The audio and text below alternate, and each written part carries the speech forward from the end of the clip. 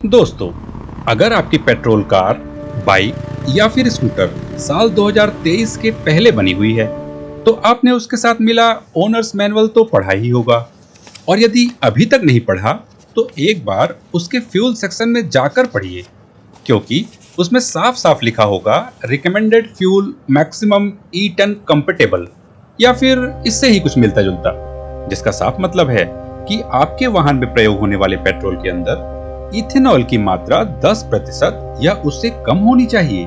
दूसरी तरफ आज की स्थिति देखिए, भारत में E20 पेट्रोल का वितरण अब सामान्य पेट्रोल के रूप में शुरू हो चुका है, यानी एक ऐसा पेट्रोल का जिसमें 20% इथेनॉल की ब्लेंडिंग अनिवार्य होती है। अब यहीं से एक सवाल पैदा होता है, जिस वाहन के ओनर्स मैनुअल में मैक्सिमम E10 या पेट्रोल में अधिकतम 10% तक इथेनॉल की कंपैटिबिलिटी लिखी हुई है, आज उसी वाहन में डालने के लिए E20 यानी 20% वाला पेट्रोल मिल रहा है।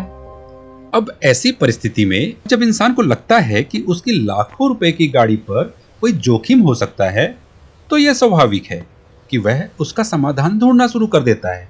अच्छा, पिछले कुछ महीनों से इंटरनेट पर कई अजीबोगरीब समाधान चल रहे हैं। कोई कह रहा है XP100 भरवा लो, उसमें इथेनॉल नहीं है।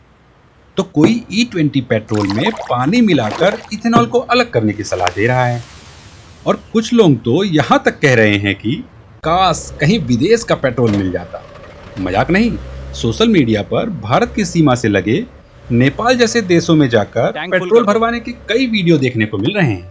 लेकिन इन तीनों में से क्या कोई भी रास्ता वास्तव में आपकी गाड़ी की समस्या का समाधान हो सकता है, या यह केवल ऐसे जवाब हैं जो सुनने में अच्छे लगते हैं लेकिन विज्ञान की कसौटी पर नहीं टिकते? आज हम किसी सरकार का विरोध करने नहीं आए हैं और ना ही किसी कंपनी का पक्ष लेंगे।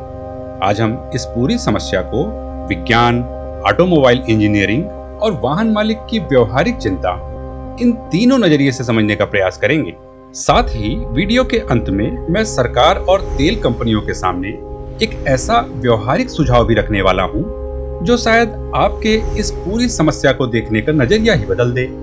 और सबसे बड़ी बात कि मेरा यह सुझाव बिना ₹1 के अतिरिक्त इंफ्रास्ट्रक्चर खर्च के पुराने से पुराने पेट्रोल पंप पर भी बिना कोई अंडरग्राउंड फ्यूल टैंक लगाए या कोई नया डिस्पेंसिंग सिस्टम खड़ा किए भी पुराने वाहनों के लिए एक वैकल्पिक फ्यूल ऑप्शन उपलब्ध कराने का रास्ता खोल सकता है।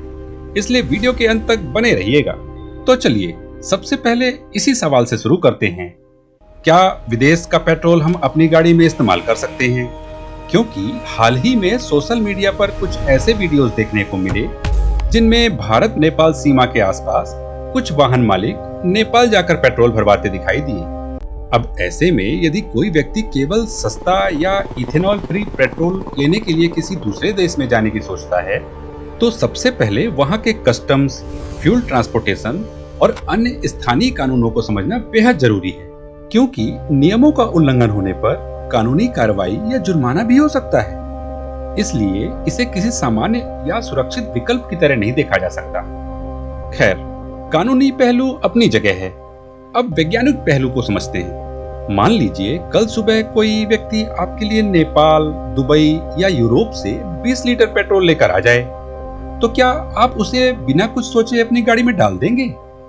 अधिकांश लोग शायद कहेंगे हाँ, क्यों नहीं, पेट्रोल तो पेट्रोल ही होता है। लेकिन यहीं से हमारी पहली गलतफहमी शुरू होती है। असल में रिफाइनरी में ऐसा नहीं होता है कि किसी जगह से पेट्रोल नाम का कोई रेडीमेड लिक्विड निकल रहा हो।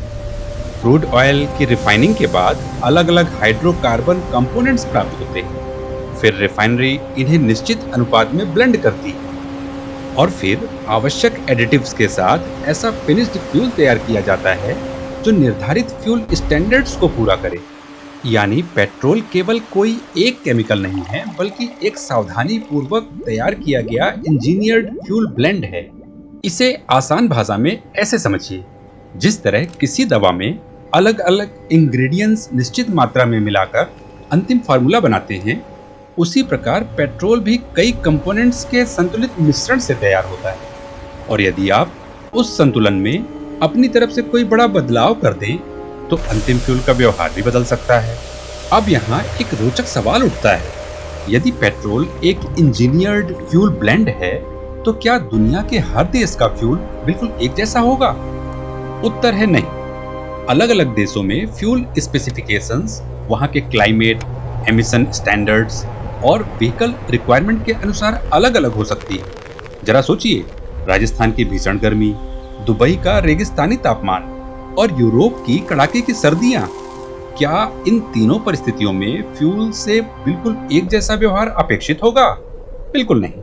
किसी फ्यूल का वेपर प्रेशर कितना होगा, वह ठंड में कितनी आसानी से वाष्प बनेगा, गर्मी में कितना स्थिर रहेगा, उसमें कितना एथेनॉल होगा या उसका एमिशन प्रोफाइल क्या होगा, यह सब बातें उस देश के मौसम, पर्यावरणीय नियमों और वहां चलने वाले इंजनों की तकनीक से जुड़ी होती है। इसलिए यदि दो देशों का पेट्रोल देखने में एक जैसा लगे भी, तब भी उसके अंदर की इंजीनियरिंग और फ्यूल की स्पेसिफिकेशन अलग हो सकती है। अब आते हैं इंटरनेट पर वायरल दूसरे समाधान पर, और शायद ये सबसे दिलचस्प है। आजकल ऐसे कई वीडियो दिखाई दे रहे हैं जिसमें लोग E20 पेट्रोल को एक पारदर्शी बोतल में लेते हैं, उसमें थोड़ा सा पानी डालते हैं और फिर बोतल को अच्छी तरह हिलाते हैं। इसके बाद बोतल को कुछ देर बिना हिलाए स्थिर छोड़ दिया जाता है। थोड़ी देर बाद बोतल में दो अलग अलग परतें साफ दिखाई देने लगती हैं। नीचे इथेनॉल पानी के साथ मिलकर एक अलग लेयर बना लेता है, जबकि ऊपर हाइड्रोकार्बन रिच फ्यूल की दूसरी लेयर दिखाई देती है। इसके बाद वायरल वीडियो बनाने वाले नीचे वाली लेयर को निकाल देते हैं और दावा करते हैं, देखिए हमने E20 पेट्रोल से इथेनॉल सफलतापूर्वक निकाल दिया। अब ऊपर बचा हुआ पेट्रोल पुरानी E10 वाली गाड़ी में इस्तेमाल किया जा सकता है। दरअसल पानी की उपस्थिति में इथेनॉल का हाइड्रोकार्बन पेट्रोल से अलग होकर वाटर रिच फेज में चले जाना एक वैज्ञानिक प्रक्रिया है, जिसे फेज सेपरेशन कहा जाता है। यानी बोतल में जो दो अलग अलग लेयर्स दिखाई देती हैं, वो कोई कैमरा ट्रिक नहीं है। लेकिन समस्या यह है कि वीडियो वायरल करने वाले अक्सर अपनी कहानी यहीं खत्म कर देते हैं। असल में E20 कोई ऐसा साधारण मिश्रण नहीं है जिसमें किसी तैयार पेट्रोल को केवल 20% इथेनॉल मिला दिया जाता है। फिनिश्ड E20 को निर्धारित भारतीय फ्यूल स्पेसिफिकेशन और आवश्यक ऑक्टेन क्वालिटी दोनों को पूरा करना होता है। इसे हाइड्रोकार्बन कंपोनेंट्स, इथेनॉल और विशेष एडिटिव्स को संतुलित अनुपात में मिलाकर तैयार किया जाता है। इथेनॉल स्वयं भी हाई ऑक्टेन कंपोनेंट है और अंतिम फ्यूल की ऑक्टेन क्वालिटी में महत्वपूर्ण योगदान देता है। इसलिए जब आप घर पर पानी डालकर इथेनॉल रिच लेयर को बाहर निकालते हैं, तो आप केवल इथेनॉल की मात्रा कम नहीं कर रहे होते, बल्कि रिफाइनरी द्वारा सावधानी पूर्वक तैयार किए गए फ्यूल ब्लेंड की कंपोजिशन भी बदल रहे होते हैं। इतना ही नहीं, इथेनॉल के साथ कुछ महत्वपूर्ण कंपोनेंट्स और कुछ एडिटिव्स भी इसी सीमा तक बाहर निकल सकते हैं। और कहानी यही खत्म नहीं होती। पानी मिलाने और फिर लेयर्स अलग करने के बाद फ्यूल में कुछ डिसॉल्व्ड वाटर या बेहद सूक्ष्म जलकण रह जाने की संभावना भी रहती है। ये सामान्य आंखों से दिखाई भी नहीं देते, लेकिन यदि ऐसा फ्यूल बार बार वाहन में इस्तेमाल किया जाए, तो यही वाटर कंटामिनेशन समय के साथ फ्यूल सिस्टम में करोजन का जोखिम बढ़ा सकती है और फ्यूल पंप, फ्यूल इंजेक्टर्स तथा दूसरे महत्वपूर्ण कंपोनेंट्स की रिलायबिलिटी और ड्यूरेबिलिटी को भी प्रभावित कर सकती है। इसलिए बिना लेबोरेटरी टेस्टिंग के यह मान लेना सही नहीं होगा कि ऊपर बचा हुआ फ्यूल अपनी मूल क्वालिटी और एडिटिव बैलेंस को पूरा बनाए रखेगा। साथ ही इथेनॉल हटने के बाद उसकी ऑक्टेन रेटिंग भी मूल E20 से कम हो सकती है। अब आते हैं इंटरनेट पर बताए जा रहे तीसरे और सबसे महंगे समाधान पर। क्या XP100, पावर 100 या स्पीड 100 जैसे 100 ऑक्टेन प्रीमियम पेट्रोल पुरानी गाड़ियों के लिए E20 के विकल्प हो सकते हैं? आइए इसे आसान भाषा में समझते हैं। RON यानी रिसर्च ऑक्टेन नंबर, यह पेट्रोल की ताकत या उसकी शुद्धता नहीं बताता, बल्कि उसकी नॉक रेजिस्टेंस बताता है। यानी फ्यूल इंजन के अंदर समय से पहले जलने का कितना बेहतर विरोध कर सकता है। इसी अनचाहे दहन को नॉकिंग कहते हैं, जिसके कारण इंजन से कई बार टक टक जैसी असामान्य आवाज भी सुनाई दे सकती है। इसे उदाहरण से समझिए। मान लीजिए दो लोग हैं। पहला थोड़ा सा दबाव पड़ते ही अपना धैर्य खो देता है, जबकि दूसरा अधिक दबाव सहने के बाद भी सही समय का इंतजार करता है। लो और हाई ऑक्टेन फ्यूल में भी कुछ ऐसा ही अंतर होता है। इसलिए 100 RON का मतलब यह नहीं है कि उसमें 91 RON पेट्रोल से ज्यादा ताकत है, बल्कि केवल इतना है कि वह नॉकिंग का बेहतर प्रतिरोध कर सकता है। अब मान लीजिए आपकी कार, बाइक या स्कूटर के ओनर्स मैनुअल में 91 RON पेट्रोल की सिफारिश की गई थी। इसका सीधा मतलब है कि उसका इंजन उसी ऑक्टेन रिक्वायरमेंट के अनुसार डिजाइन किया गया है। दूसरी ओर 100 ऑक्टेन फ्यूल मुख्यतः high compression engines, turbocharge performance cars और हाई परफॉर्मेंस मोटरसाइकिल्स के लिए विकसित किया जाता है। इसलिए यदि आपकी सामान्य गाड़ी उस अतिरिक्त नॉक रेजिस्टेंस का उपयोग कर ही नहीं सकती, तो केवल अधिक ऑक्टेन वाला फ्यूल डाल देने से पावर, माइलेज या ओवरऑल परफॉर्मेंस में कोई एक्स्ट्रा प्रॉफिट नहीं मिलेगा। हाँ, कुछ प्रीमियम फ्यूल में बेहतर क्लीनिंग एडिटिव्स होते हैं, इसलिए यदि किसी व्यक्ति को इंजन थोड़ा स्मूथ महसूस हो रहा है, तो उसका कारण केवल 100 ऑक्टेन नहीं, बल्कि उन विशेष एडिटिव्स का योगदान भी हो सकता है। अब यदि आपकी गाड़ी उसके अतिरिक्त ऑक्टेन का उपयोग ही नहीं कर सकती, तो अधिक कीमत चुकाने के बाद भी कोई उल्लेखनीय अतिरिक्त लाभ मिलने की संभावना बहुत कम होगी। इसलिए केवल E20 से बचने के लिए इसे नियमित समाधान नहीं माना जा सकता। XP100 डाल दो। अब सबसे महत्वपूर्ण प्रश्न, यदि विदेश का पेट्रोल समाधान नहीं है, यदि पानी मिलाकर इथेनॉल अलग करना जोखिम भरा है, और यदि 100 ऑक्टेन प्रीमियम पेट्रोल हर सामान्य वाहन के लिए वैल्यू फॉर मनी नहीं है, तो फिर करोड़ों पुराने वाहन मालिक क्या करें? दोस्तों, लोगों ने जब 2015, 2018 और 2021 में अपनी कार या बाइक खरीदी थी, तब उन्होंने सरकार को पूरे 15 वर्ष का रोड टैक्स एक साथ दे दिया था। इसलिए स्वाभाविक है कि वाहन मालिक यह अपेक्षा करते हैं कि उनके वाहन के अनुकूल फ्यूल का कोई न कोई विकल्प उन्हें उपलब्ध होना चाहिए। दूसरी ओर E20 को बढ़ावा देने के पीछे भी स्पष्ट राष्ट्रीय उद्देश्य है। क्रूड ऑयल इंपोर्ट पर निर्भरता कम करना, इथेनॉल इकोनॉमी को बढ़ावा देना और पर्यावरणीय लक्ष्यों की दिशा में आगे बढ़ना।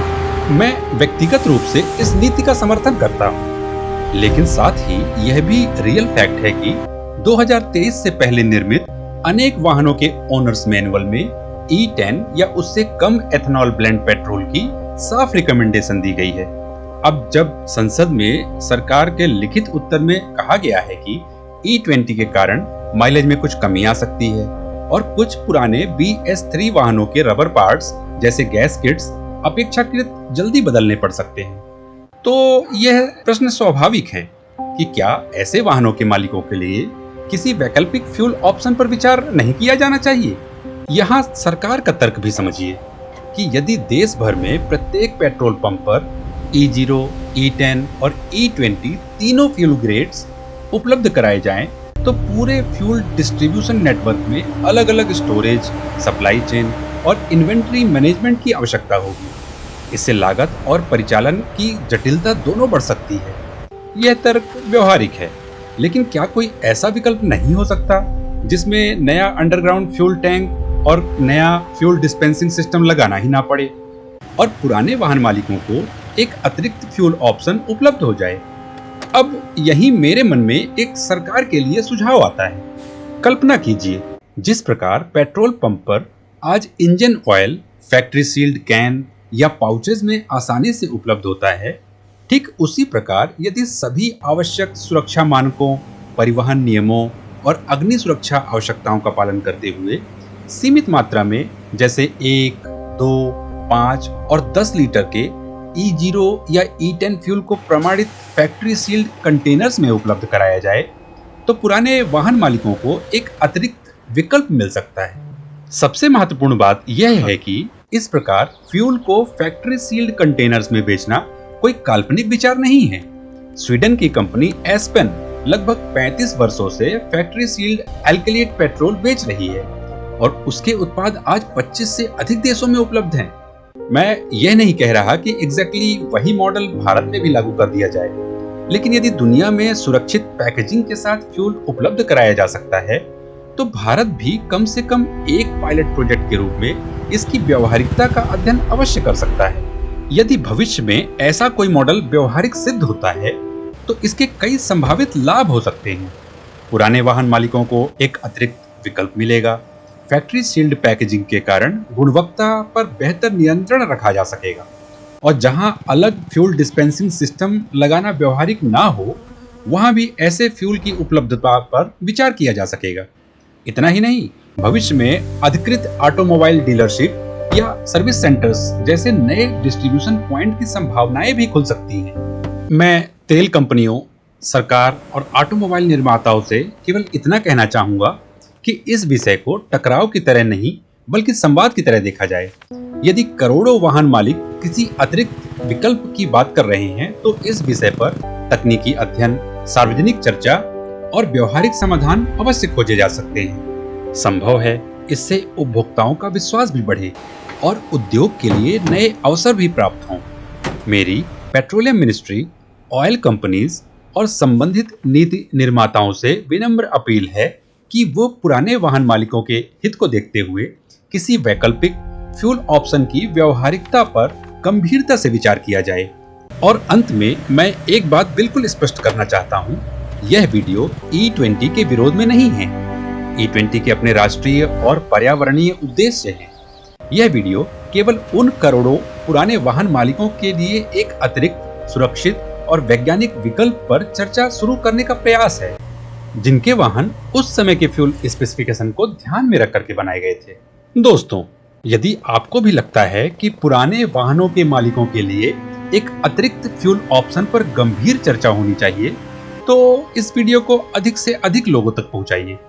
कमेंट में जरूर बताइए कि आपको यह कॉन्सेप्ट कैसा लगा और क्या भारत में इस प्रकार का पायलट प्रोजेक्ट शुरू किया जा सकता है। वीडियो पसंद आया हो तो लाइक कीजिए, चैनल को सब्सक्राइब कीजिए और ऐसे ही विज्ञान बेस्ड वीडियोस के लिए ट्रू वंडर फैक्ट्स से जुड़े रहिए। जय हिंद।